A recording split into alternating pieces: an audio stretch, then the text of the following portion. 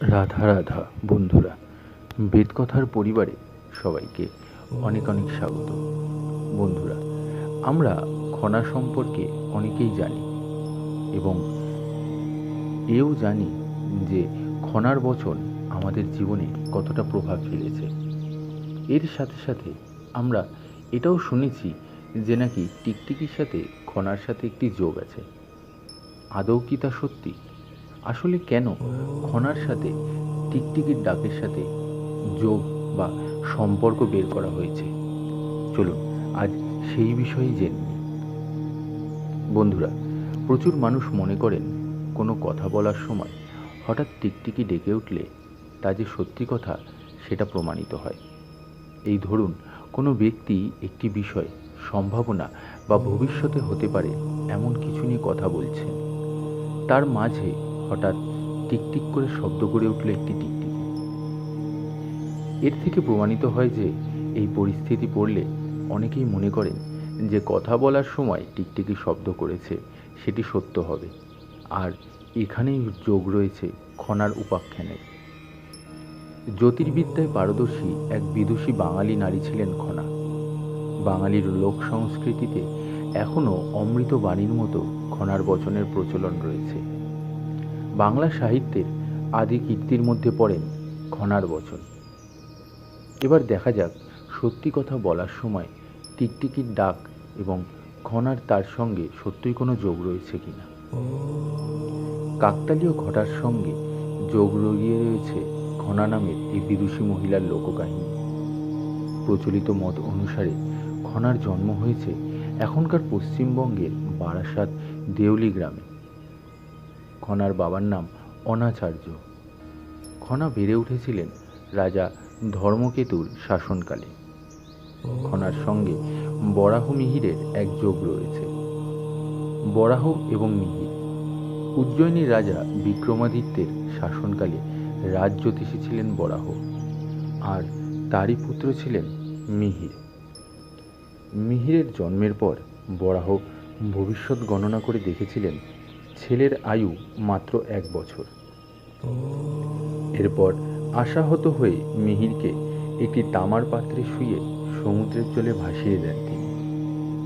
সেই পাত্র ভাসতে ভাসতে এসে থামে সিংহল দ্বীপে। সেখান থেকে সিংহলের রাজা তাকে তুলে লালন পালন করে।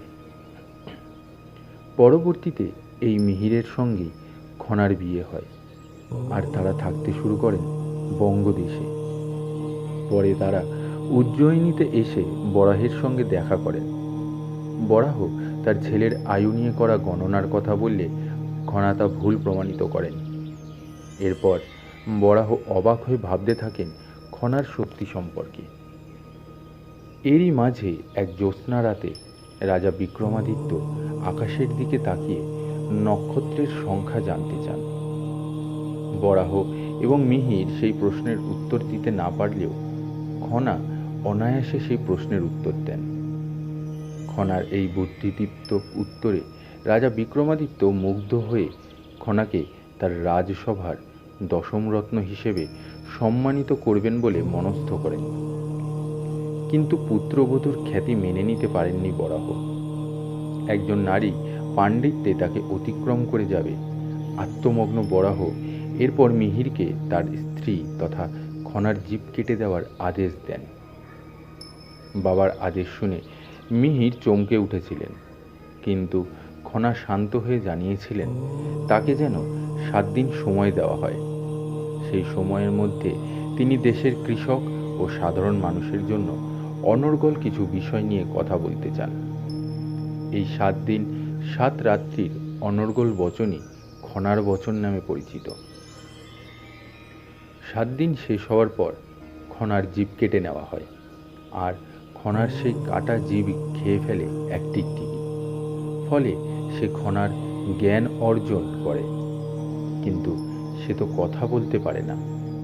তাই মানুষ সত্যি কথা বললে শব্দের মাধ্যমে বুঝিয়ে দেয় যে কোন কথাটি সঠিক। কথিত আছে ওই টিকটিকি বংশ বিস্তার করে, আর বর্তমানকালে সমস্ত টিকটিকি ওই টিকটিকির উত্তর প্রজন্ম। তবে এই লোককাহিনী আজও আমাদের মধ্যে বেশি প্রচলিত। বন্ধুরা, এই ছিল সম্পূর্ণ তথ্যটি। আশা করছি আপনাদের ভালো লেগেছে। ভালো লাগলে অবশ্যই আমাদের চ্যানেলটিকে সাবস্ক্রাইব করে আমাদের ফেসবুক পেজটি ফলো করে আমাদের পাশে থাকবেন এরকম আরও অজানা নতুনত্ব তথ্য জানার জন্য। আর যারা আমার চ্যানেলে নতুন আছেন তারা অবশ্যই চ্যানেলটিকে সাবস্ক্রাইব করে পাশে থাকা বেল আইকনটি প্রেস করে নেবেন। আজ এখানেই শেষ করছি বন্ধুরা। আগামী দিন আবার আসবো আরও কিছু নতুনত্ব তথ্য নিয়ে। সবাই ভালো থাকবেন এবং সুস্থ থাকবেন। আর কমেন্টে অবশ্যই রাধা রাধা লিখে যাবেন। রাধা রাধা।